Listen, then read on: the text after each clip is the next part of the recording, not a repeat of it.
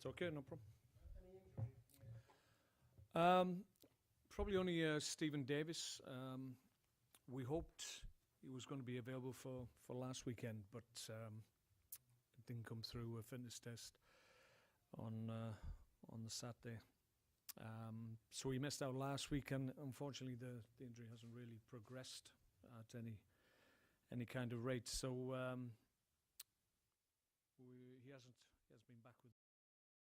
Still a doubt, unfortunately. So majority of the squad is fit and healthy.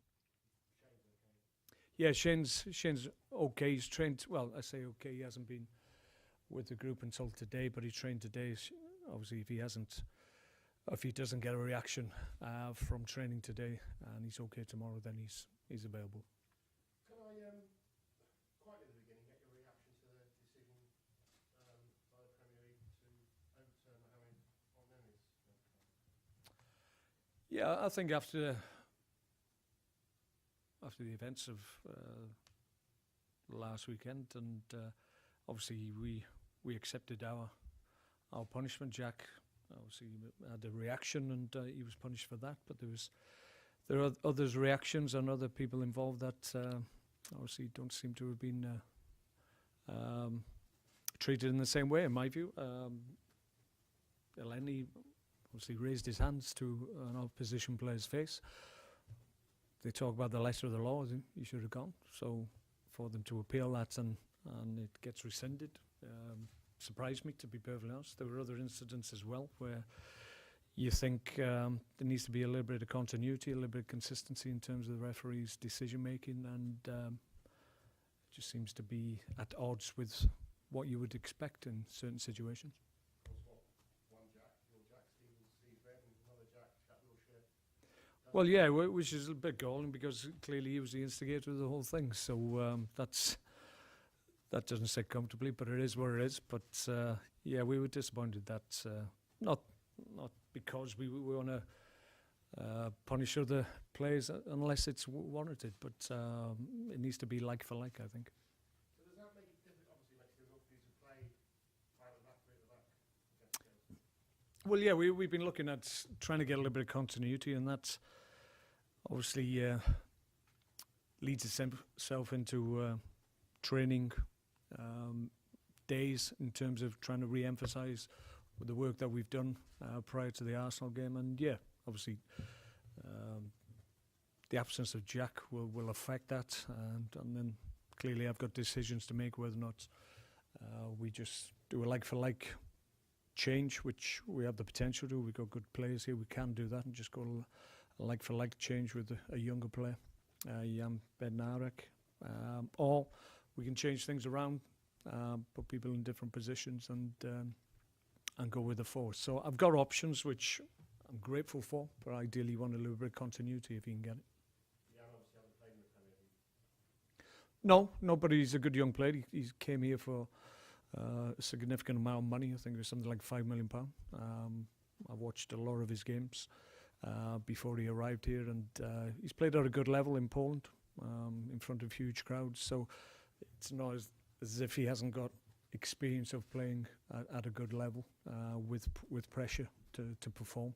Sometimes young players come through the ranks.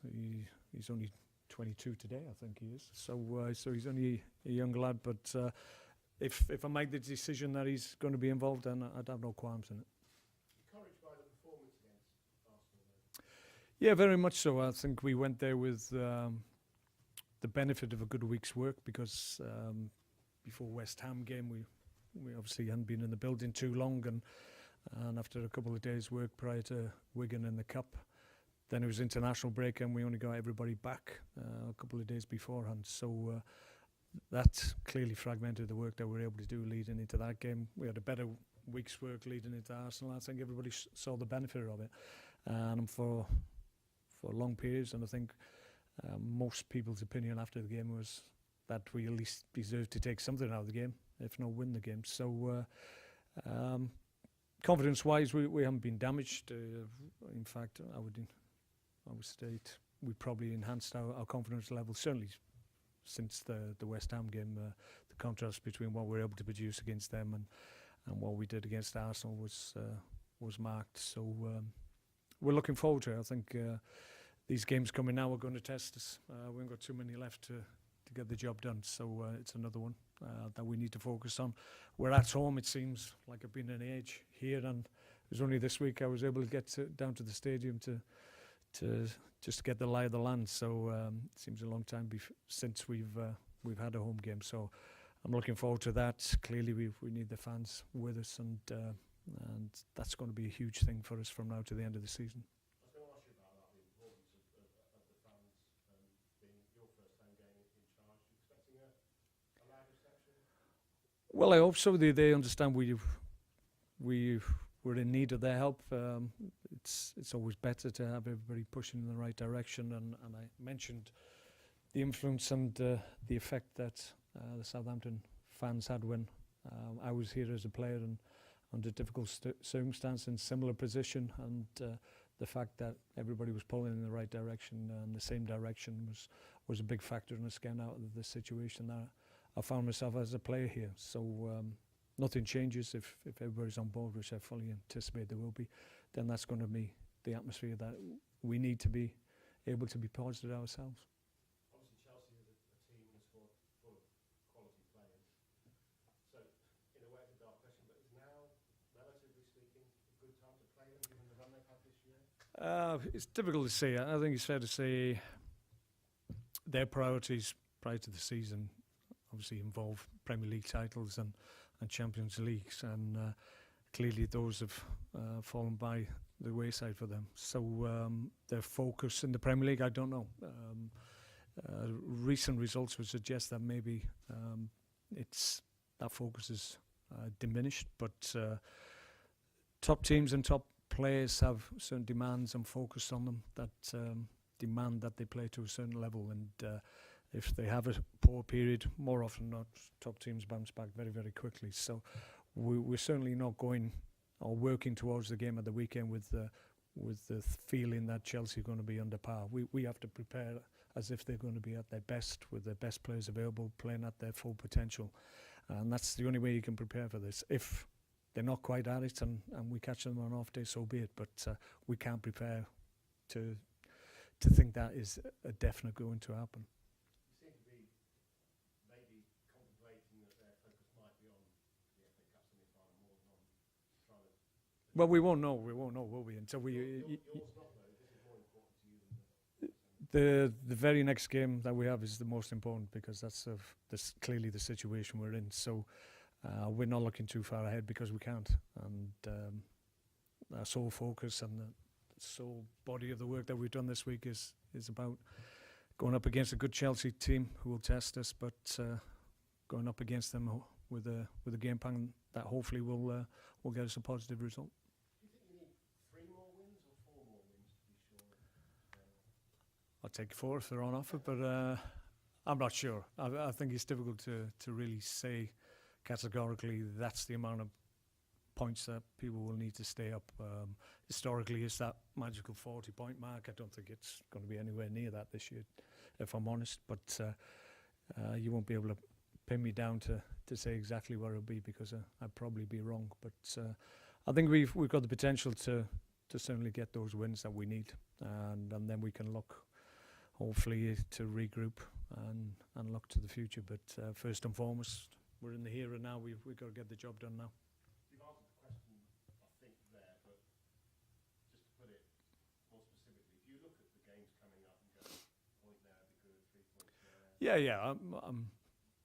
I'll be honest. Yeah, I've always done that. In fairness, if you're at the top or you're in the middle or you're the bottom, you're always looking at fixtures that are ahead, and you try and predict what the likely outcome is. I've done it before when usually I'm quite conservative in that and hope to overachieve. So maybe that's what we've been doing of late. But yeah, I haven't got a problem with that. I think you have to factor who the opposition you're facing, clearly.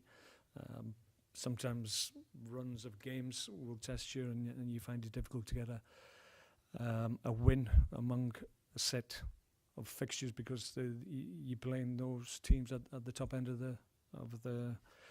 of the table. So other times you can have runs where you're playing easier teams supposedly, and that's when you expect to pick up points. So clearly the opposition, the strength of the opposition is going to dictate whether or not you feel you're going to get the points that you think you're capable of. You said earlier that confidence hasn't been vented. In fact, the opposite. Mm. What happens I think so. at the Emirates? You're seeing that on the training ground, aren't you? Yeah, very much so. We worked really hard before Arsenal. Went there with a real positive attitude, causing problems, scored 2 goals. Clearly, we were disappointed with the goals that we conceded, and ultimately we lost the game. But I sense there's, along with a rise in confidence in my view, there's a little bit of frustration as well, which is a good thing, I think, because we were frustrated, certainly after the game, in terms of not getting anything out of it. So I think that rise in confidence and that determination to get positive results, I think is going to help us, and we'll be in a better place. Just wondering if you don't mind. I don't know whether you saw the Champions League game last night. I actually didn't, because I'm in a hotel at the moment and they don't have BT Sport. They don't have Sky either, by the way. So I haven't seen it yet, so I can't tell. Well, I've not yet, it's not with BT Sport. All right, okay. I didn't think you. No problem. Run that one there.